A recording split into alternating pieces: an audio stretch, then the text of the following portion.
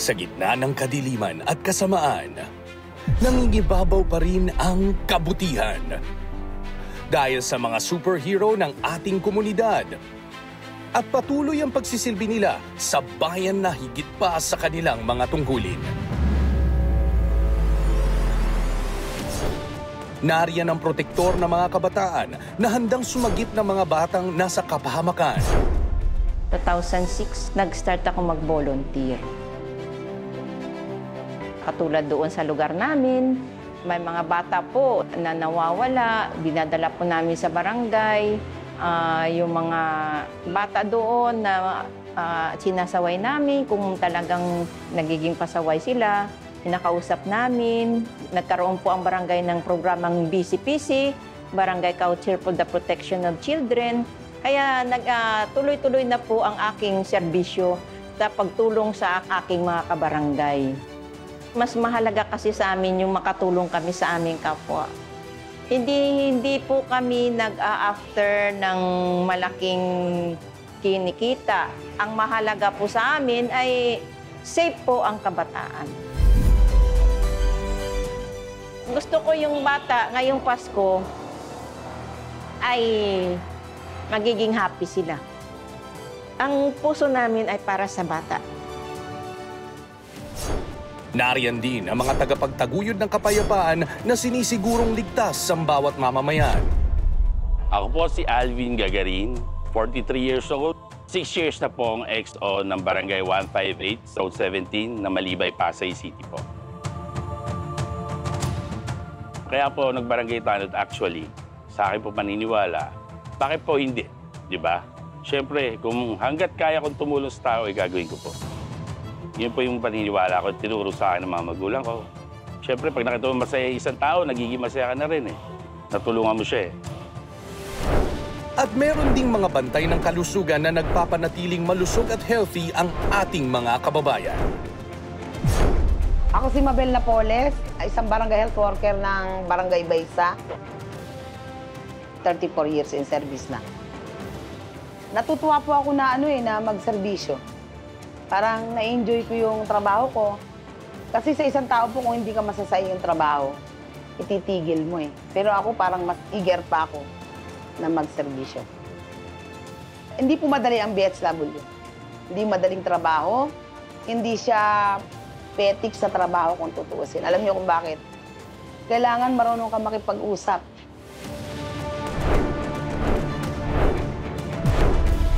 Ako po si Evelyn San Pedro, BHW po ng Barangay Poblacion. Isang BHW po, barangay health worker po. Kami po yung bali nag-area po sa bawat bahay. May hawak po kaming 20 household. Buong poblasyon po, barangay. Bali po yun po ang hawak ko. Bali po kapag po meron kaming mga problem sa mga bahay-bahay, kami rin po yung nilalapitan ng mga bawat bahay ng mga nanay. Meron din po kami mga activity palagi para po sa mga buntis, sa mga bata po na 0 to 5. Meron din po kami kung tawagin timbang-timbangan. Yun po is monthly rin namin ginagawa. Sa pagtulong sa kapwa, hindi kasi mayaman o mahirap, parang ganun. Ang gusto ko kasi, gusto ko lang talaga na magkaroon ng maraming kakilala, ganyan. Sa part ko kasi na pagiging BHW ko noon pa, marami akong naging kaibigan, marami ka naging kakilala, masarap tumulong. Sina Dorin, Alvin, Mabel, at Evelyn. Mga superhero ng kani-kanilang mga komunidad. At ang pinakamalakas nilang kapangyarihan ay nagmumula sa kabutihan ng kanilang puso.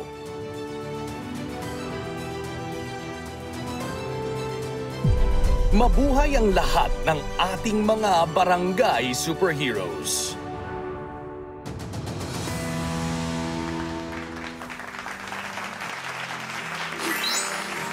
Narito po ang ating mga barangay heroes.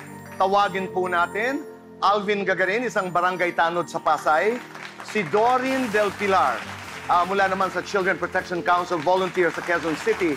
At si Evelyn San Pedro, isang barangay health worker sa Patero. Maraming salamat.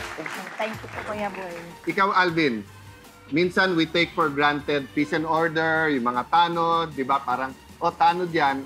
Pero ano yung mga hamon talaga sa'yo bilang, yung sa barangay, bilang isang tanod? Sir, kami sir, di ba? Sa halimbawa po, merong mga hold-upper, snatchers, mga drugista na rin. Wala naman pa kaming laban talaga sa kanila eh. Basta kami po ay mag-a-assist lang sa mga kinauubulan po ba?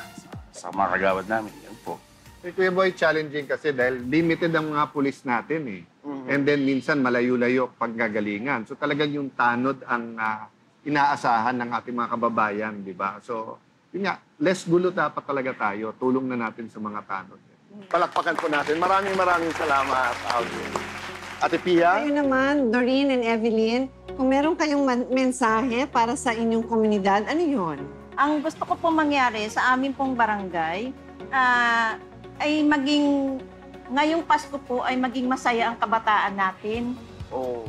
Gusto ko pong walang malungkot. Gusto ko pong lahat ng kabataan ay makakatanggap ng regalo mula kay Santa Claus para ano sa kanilang isipan na ang ating pong mundo ay hindi lang po puro kahirapan, kundi nandyan din po ang kasayahan at pagmamahal sa ating barangay. Sa kabataan po, maraming salamat po. Napakagandang mensahe. Ikaw Salamat, naman, Ma'am. Evelyn. Ano po sa akin po kasi, sa aming pong barangay, yearly naman po, may Pasko. Yung mga bata po sa amin, binibigyan po nila ng mga gift giving po. Yung ririgalo ng mga bawat barangay po, meron po silang pila lahat ng bata. Hindi lang naman po sa barangay namin. Lahat po ng barangay, meron pong kanya-kanyang binibigay sa mga bawat bata. Sa mga gift giving ng mga lahat po ng family, bawat family, meron din po. Kaya alam ko naman po na masaya rin po lahat. Kasi meron din naman po sila natatanggap ng mga regalo, bawat isa po. Kuya Boy, kay Doreen, kay Evelyn, at sa lahat ng ating mga nutrition scholar, barangay health worker, basta lahat mo sa volunteer, very special thanks. Alam ni Kuya Boy to, di ba? Even Eastern Samar, sa Marawi, you know, the areas that walang resources masyado, and even in Metro Manila, napakalaki ng chance na ma-stunt ang isang bata or mabansot. Okay. It's between 1 out of 5 to 1 out of 3. And pag yan hindi mo talaga naagapan, pwedeng maging permanent yung stunting. So it's people like them, di ba, na actually, ang interpretation ko, Christmas pasayahin mo, pero kung daily, weekly, monthly, yung nutrition man lang nung bata maayos natin, it'll really solve many of our problems in the future. At dahil sa inyong ginagawa, kayo ay mga superhero. At anong meron ang superhero? Okay. Di ba? Diba? Lalagyan natin ngayon sila. Di ba? Maraming salamat. Thank you very much. Ayan. Oo, ayan. Ganda, di ba? Napakaganda. At hindi lang yan, meron din tayong JC Premier Gift Packs at regalo from San Miguel Corporation. Yes. Kailangan niyo ng cellphone para agad tawagan. Oh, wow! Merry Christmas! Yeah. Yan ang ating mga munting regalo para sa ating mga barangay heroes. Maraming salamat po. Yeah. May magagamit na yung anak ko ng budget. Yeah. Maraming salamat, Maritim. Napakaganda ng inyong mensahe kanina na kailangan ngayong Kapaskuhan po ay tayo'y nakangiti at tayo'y tumatawa. Susunod na po ang kwento ng kabutihan mula sa mga tricycle drivers na nagpapakita po ng malasakit sa araw-araw.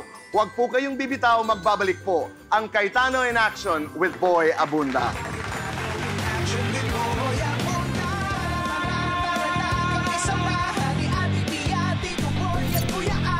Mga tanong mo